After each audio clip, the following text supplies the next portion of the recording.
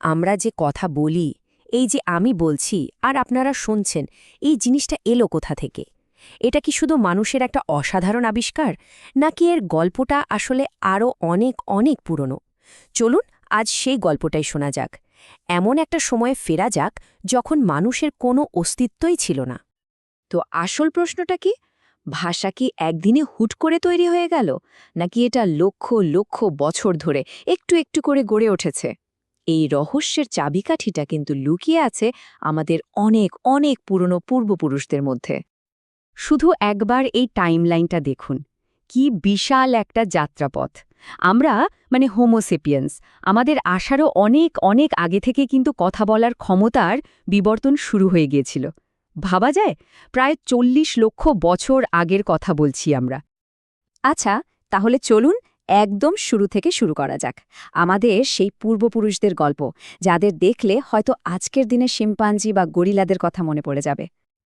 এরা হলো অস্ট্রালোপিথেকাস, আমাদের খুব পুরনো পূর্বপুরুষদের একজন। এদের কমিউনিকেশনটা কেমন ছিল জানেন?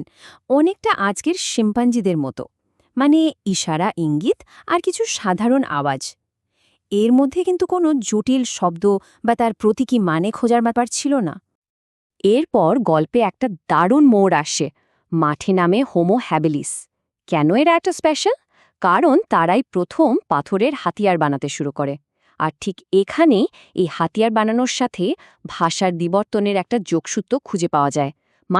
ব্রেইনের ডেভেলপমেন্ট আর টেকনোলজি দুটো যেন হাত ধরাধরি করে এগোতে শুরু করল। দেখুন, হোমো হ্যাবিলিসের ব্রেন কিন্তু আগের চেয়ে বেশ বড় ছিল।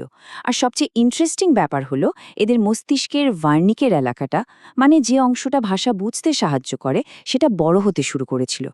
ব্যাপারটা কি দাঁড়ালো? ওই যে পাথরের হাতিয়ার বানাতে হতো, তার জন্য যে সূক্ষ্ম চিন্তা আর কোঅপারেশন লাগতো, সেটাই হয়তো ভাষার জন্য ব্রেনের ভেতর রাস্তা তৈরি করে দিচ্ছিল।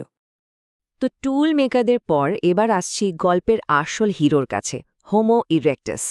এদের সময়ে এসে কমিউনিকেশনে একটা বলতে গেলে বিপ্লব ঘটে যায়।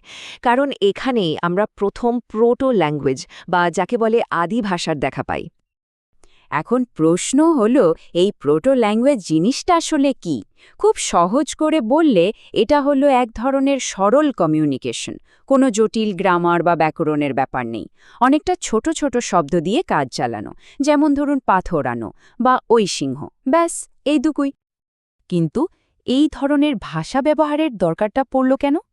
উত্তরটা খুব সিম্পল, টিকে থাকার জন্য। ভাবুন তো, একা একা বড় জানোয়ার শিকার করা কি সম্ভব? না, তার জন্য দলবদ্ধ পরিকল্পনা লাগত। আবার আরও ভালো পাথরের কুঠার বানানোর কৌশলটা তো কাউকে শেখাতে হবে, তাই না? এমনকি দল বেঁধে এক জায়গা থেকে আরেক জায়গায় যাওয়া, এই সব কিছুর জন্যই কিন্তু আগের চেয়ে ভালো যোগাযোগের দরকার ছিল। আচ্ছা, ভাষা তো শুধু ব্রেনের ব্যাপার না, তাই না? কথা বলার জন্য তো শরীরকেও তৈরি হতে হয়। আর এই শারীরিক প্রস্তুতির গল্পের শেষ অংশটা পূর্ণ করেছিল নিয়ান্ডারথাল আর তাদের কাছাকাছি সময়ের প্রজাতিরা। এখানে আসল ব্যাপারটা লুকিয়ে আছে আমাদের গলার ভেতর, স্বরযন্ত্র বা ল্যারিংসের পজিশনে। শিম্পাঞ্জিদের গলা খেয়াল করলে দেখবেন ওদের ল্যারিংসটা অনেক ওপরে, তাই ওরা খুব বেশি রকমের শব্দ করতে পারে না। কিন্তু নিয়ান্ডারথাল আর আমাদের আধুনিক মানুষের ল্যারিংসটা গলার বেশ খানিকটা নিচে। আর ঠিক এই কারণেই আমরা এত রকমের জটিল শব্দ উচ্চারণ করতে পারি। এখানেই শেষ না, জেনেটিক প্রমাণও আছে। বিজ্ঞানীরা নিয়ান্ডারথালদের মধ্যে FOXP2 নামে একটা জিন খুঁজে পেয়েছেন, যেটা প্রায় হুবহু আমাদের মতোই। আর এই জিনটাকে ল্যাঙ্গুয়েজ জিনও বলা হয়। তার কি দাঁড়ালো? কথা বলার জন্য যে বায়োলজিক্যাল হার্ডওয়্যারটা দরকার, সেটা আমাদের সবচেয়ে কাছের বিলুপ্ত কাজিনদের মধ্যেই তৈরি হয়ে গিয়েছিল। তাহলে আমরা দেখলাম ভাষা কিভাবে এলো, কিন্তু আরেকটা বড় প্রশ্ন তো রয়ে গেছে, কেন এলো? এমন কি দরকার পড়ল যে বিবর্তনের ধারায় ভাষার জন্ম হলো? এ নিয়ে বিজ্ঞানীরা কয়েকটা দারুণ থিওরি দিয়েছেন। মূলত ৩টা বড় থিওরি আছে। এক, জেস্চারাল থিওরি, ভাষার শুরুটা মুখ দিয়ে নয়, হাত দিয়ে হয়েছিল, ইশারার মাধ্যমে। ২, টুল মেকিং বা সোশ্যাল থিওরি। এই থিওরি বলে হাতিয়ার বানানো শেখানো আর একসঙ্গে কাজ করার জন্যই ভাষার দরকার হয়েছিল।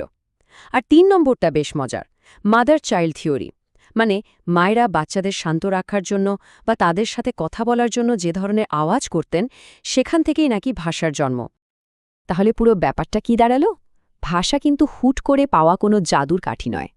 এটা আসলে লক্ষ লক্ষ বছর ধরে একটু একটু করে গেঁথে তোলা একটা বিশাল ইমারত। আর এর ভিতটা কিন্তু আমাদের পূর্বপুরুষরাই তৈরি করে দিয়ে গেছেন। এটাই হলো মূল কথা। আধুনিক ভাষা কোনো ইনভেনশন নয়, এটা একটা ইনহেরিটেন্স। মানে এটা আমাদের পাওয়া একটা উত্তরাধিকার। আমাদের পূর্বপুরুষরা মিলিয়ন মিলিয়ন বছর ধরে এর ফাউন্ডেশনটা তৈরি করেছেন। আমরা শুধু তার উপর আজকের এই ভাষার কাঠামোটা দাঁড় করিয়েছি। তো এত লম্বা একটা ইতিহাসের উপর দাঁড়িয়ে একটা প্রশ্ন তো মাথায় আসেই। আচ্ছা, মানুষের যোগাযোগের পরের ধাপটা কি হতে চলেছে? আমাদের ভাষা ভবিষ্যতে কোন দিকে যাবে? ভাবার মতো ব্যাপার, তাই না?